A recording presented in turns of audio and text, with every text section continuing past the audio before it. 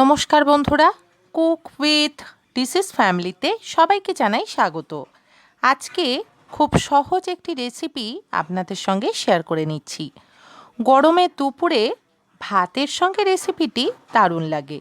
আমরা আজকে আপনাদের সঙ্গে শেয়ার করে নিচ্ছি সর্ষে দিয়ে ঢ্যাঁড়স আলুর রেসিপি। তাহলে দেরি না করে দেখে নেওয়া যাক রেসিপিটি আমরা কিভাবে বানিয়ে নিয়েছি।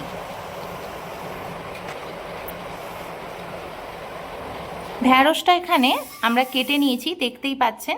খুব বেশি ছোট করে কিন্তু কাটিনি। একটা ঢ্যাঁড়সকে আমরা দু টুকরো করে নিয়েছি। আর এখানে আমরা 2-3টে আলুও কেটে নিয়েছি। কিভাবে কেটেছি দেখতেই পাচ্ছেন।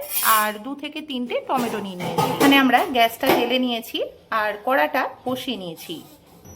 কড়া গরম হয়ে গেছে। কড়ার মধ্যে পরিমাণ মতো সর্ষের তেল দিয়ে দিচ্ছি। তেলটা একটু গরম হতে দেব। তেলটা গরম হয়ে গেছে। এবারে আমরা পরিমাণ মতো কিছুটা নুন দিয়ে দিলাম। এবারে তেলের মধ্যে কেটে রাখা ঢ্যাঁড়সটা দিয়ে দিচ্ছি। ঢ্যাঁড়সটা একটু তেলের মধ্যে নেড়ে চেড়ে ভেজে নেব।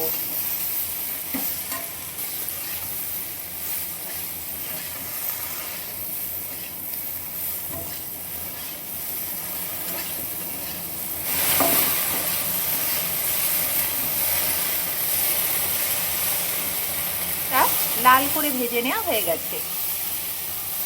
এবারে ঢ্যাঁড়স ভাজাটা একটা পাত্রে তুলে নিচ্ছি। এবারে ওই কড়াতেই কিছুটা পরিমাণে 5 ফোড়ন দিয়ে দিচ্ছি। এবারে সামান্য পরিমাণে কিছুটা সর্ষের তেল দিয়ে দিচ্ছি। ফোড়নটা ভাজা হয়ে গেছে। এবারে কেটে রাখা আলুটা দিয়ে দেব তেলে।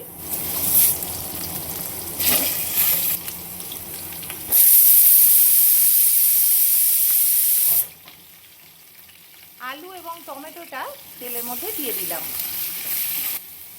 আলু এবং টমেটোটা তেলের মধ্যে খুব ভালোভাবে ভেজে নেব।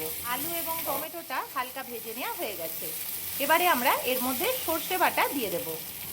সর্ষে বাটাটা একটু জল দিয়েই দিচ্ছি। এখানে আমরা কিছুটা কালো এবং কিছুটা সাদা সর্ষে একসঙ্গে বেটে নিয়েছি।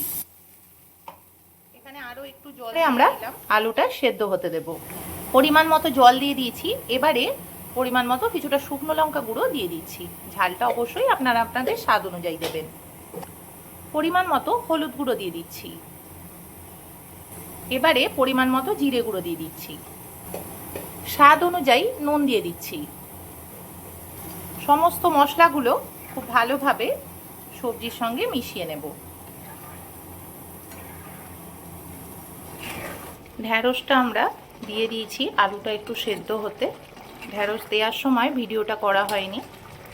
ঢ্যাঁড়সটা দিয়ে গ্রেভিটা আরও একটু ফুটিয়ে নেব। গ্রেভিটা ঘন হয়ে এসছে, দেখতেই পাচ্ছেন। এবারে আমরা কিছুটা ধনেপাতা কুচি ছড়িয়ে দেব। ধনেপাতা কুচিটা তরকারির সঙ্গে একটু মিশিয়ে নেব। টমেটোটা একটু খুন্তির সাহায্যে গলিয়ে নিচ্ছি।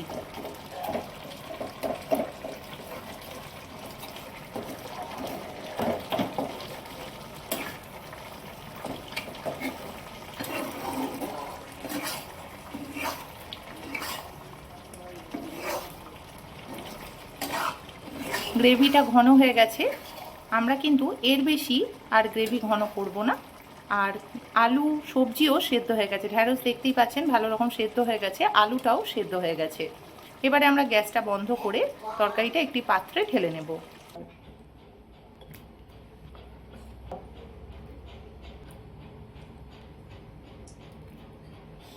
সর্ষে দিয়ে ঢ্যাঁড়স আলুর রেসিপি তৈরি হয়ে গেছে। রেসিপিটি গরমের দিনগুলিতে দুপুরের মেনুতে বানিয়ে নিতে পারেন।